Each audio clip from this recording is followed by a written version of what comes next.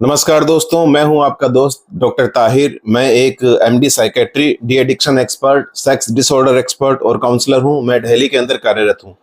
दोस्तों, आज हम बात करने वाले हैं डिप्रेशन के ऐसे एक सब टाइप की जो कि काफ़ी सीवियर होता है और उसका मरीज अपनी ज़िंदगी के अंदर टोटली होमबाउंड हो जाता है, बेड रिडन हो जाता है। उसका ज़िंदगी के प्रति जो मोटिवेशन है, पैशन है, क्रेज़ है, टोटल सब खत्म हो जाता है। यहाँ तक कि वो दैनिक दिनचर्या के कार्य तक नहीं कर पाता। और उस डिप्रेशन का नाम है मेलनकोलिक डिप्रेशन। अब क्योंकि ये मेजर डिप्रेसिव डिसऑर्डर का ही एक सब टाइप है, इसलिए इसे कई बार major depressive disorder with melancholic features बोलते हैं। अब डिप्रेशन के जितने भी केसेस जो डायग्नोस होते हैं उनके अंदर करीब 25 से 30% लोग मेलनकोलिक डिप्रेशन के शिकार होते हैं। अब दोस्तों, हम बात करते हैं इसके कुछ कैरेक्टरिस्टिक फीचर्स की। जो पहला सबसे इंपॉर्टेंट फीचर इसके अंदर पाया जाता है वो है एनहेडोनिया। यानी कि जिन चीज़ों में, जिन एक्टिविटीज़ के अंदर पहले उसे इंटरेस्ट आता था, मज़ा आता था, अब उन कामों में उसे बिल्कुल मज़ा नहीं आता। जैसे कोई इंसान है, पहले वो कुकिंग करता था, सिंगिंग करता था, डांसिंग करता था, एक्सरसाइज करता था, अब इन कामों में उसे बिल्कुल भी मज़ा नहीं आता।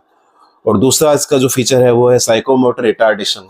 अब ऐसा इंसान बिल्कुल लेजी, सुस्त, आलसी हो जाता है, बेड पकड़ लेता है, घर पर कोई काम नहीं करता, यहाँ तक कि जो दैनिक दिनचर्या के काम होते हैं वो भी नहीं कर पाता। और उसका जो मूवमेंट है एकदम स्लो डाउन हो जाता है, उसका हेड और उसकी जो लिम्स की मूवमेंट स्लो डाउन हो जाती है। एक स्लाउस्ड पोस्चर वो ग्रहण कर लेता है। इसके अलावा जो उसकी बोलचाल है वो भी काफ़ी कम हो जाती है। जब भी वो बोलता है तो उसका जो टोन, वॉल्यूम, प्रेशर है काफ़ी कम हो जाता है, बड़ा धीरे धीरे बोलता है, जो किसी की समझ में भी नहीं आता। उसके अलावा इसका जो आईज है, आईज की जो गेज होती है एकदम फिक्स्ड हो जाती है, और इनसे जब हम लोग बात करते हैं तो ये आई टू आई कॉन्टेक्ट भी नहीं कर पाते। अब दोस्तों, तीसरा फीचर है इनके अंदर जो अटेंशन, कंसंट्रेशन, मेमोरी, जजमेंट, जो सारे कॉग्निटिव फीचर्स हैं उनकी डेफिशिएंसी पाई जाती है। कॉग्निटिव डेफिसिट काफ़ी मामलों में पाया जा सकता है। और उसके बाद दोस्तों एक इनके अंदर फीचर होता है, इनके अंदर chronic feeling of despair and emptiness होती है। यानी कि ये जिंदगी में एकदम अपने आप को अकेला महसूस करते हैं। इन्हें लगता है इनका साथ देने वाला कोई नहीं है, ये जिंदगी में एकदम अकेले रह गए हैं। इसके अलावा दोस्तों, जो लाइफ की पॉजिटिव इवेंट्स हैं उसके प्रति इनकी मूड रिएक्टिविटी भी काफ़ी कम पाई जाती है। चाहे कितना ही बड़ा खुशी का माहौल हो, घर में कोई बड़ी अच्छी गुड न्यूज़ हो, उसके अंदर भी ये लोग खुश नहीं हो पाते। तो दोस्तों, ये उसके कुछ मेन करेक्टरिस्टिक फीचर्स थे। इसके अलावा साथ में उनकी स्लीप भी डिस्टर्ब हो सकती है, एपिटाइट भी डिस्टर्ब हो सकती है, और उनके अंदर एक्सेसिव गिल्ट पाई जाती है। कई मरीजों के अंदर सुसाइडल विशेस भी आती है। और एक स्टडी के अनुसार ऐसा देखा गया है कि करीब 70% लोग जो मेलनकोलिक डिप्रेशन के मरीज होते हैं उनके अंदर मस्कुलोस्केलेटल पेन भी पाया जाता है।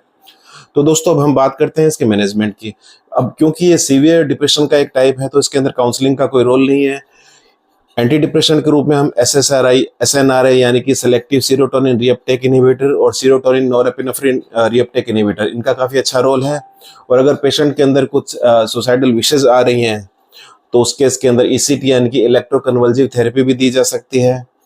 तो दोस्तों, ये था मेलनकोलिक डिप्रेशन के फीचर्स के बारे में और उसके कुछ मैनेजमेंट के बारे में। उम्मीद करता हूँ आपको कुछ पसंद आया होगा और आप इसे अपने दोस्तों, रिश्तेदारों तक शेयर करेंगे और मेरे चैनल को सब्सक्राइब करेंगे। तो दोस्तों, आज के लिए इतना ही। फिर हम मिलेंगे एक नए वीडियो के साथ। तब तक के लिए नमस्कार।